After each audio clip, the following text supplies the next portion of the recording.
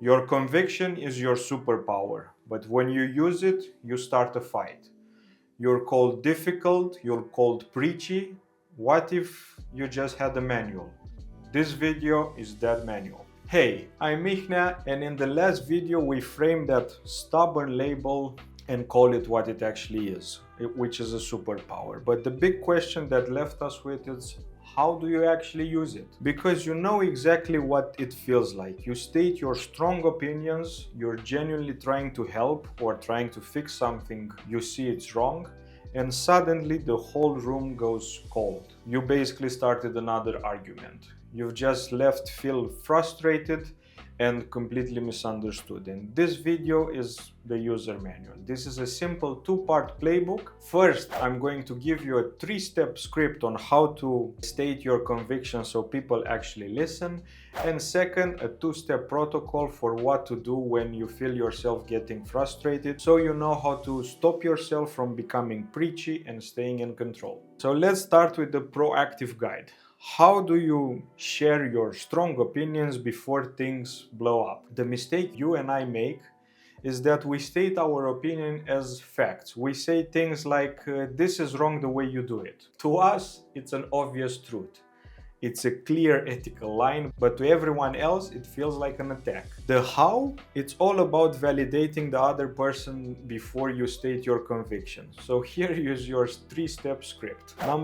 Step number one, acknowledge the work. You have to show them that you see their effort first. You start with something like, I can see the amount of work you put into this analysis. Step number two, you state your opinion, but as a perspective. This is the key. You don't state it as a universal truth, you own it. You say something like, but from my perspective, I have a strong belief that we're missing the why here. Step number three, you need to connect this to a shared value. This is actually what builds the bridge with the other person. You're not complaining, you're protecting a standard that you both care.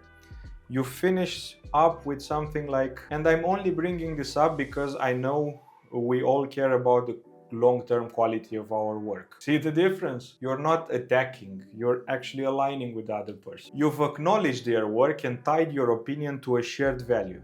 That's how you actually get heard. Alright, this is the ideal scenario, but what happens when your needs are not met? Imagine this, you're in that meeting and your opinion is dismissed. You get ignored and you feel anger rising through your chest, literal anger.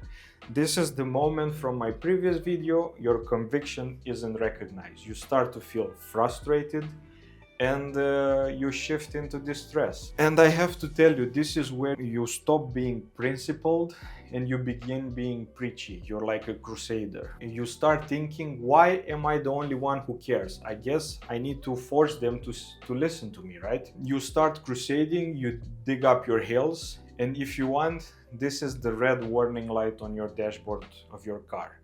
The moment you feel self-righteous anger, you need this two-step protocol. Step number one, you need to recognize the feeling. First, just stop, step back, and just notice it. That feeling of, am I right and everyone else is wrong? That's not your superpower. That's actually a distress signal. And step number two, ask for your need to be met. You don't need to win the fight. Be careful at this.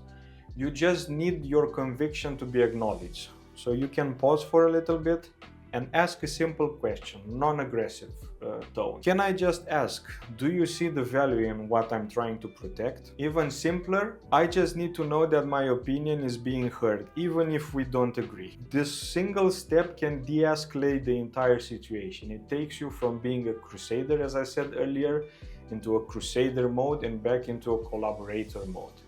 You're not asking them to agree, you're asking for your perspective to be respected. So there it is, the user manual, a proactive script to state your convictions and the defensive protocol to manage your distress before you become preachy. Your conviction is your superpower. It's the moral compass that every team needs. And like any other superpower, it's not about having it, it's about how you control it. It's like how Uncle Ben said in Spider-Man, with great power comes great responsibility. And he was right. We talked about the logic, the thinker, we talked about convictions, the persister, we talked about reflection, the imaginer. But what happens when the most important thing in the room isn't data or values, but how people actually feel? This is the world of the harmonizer, and it's what we're diving into next.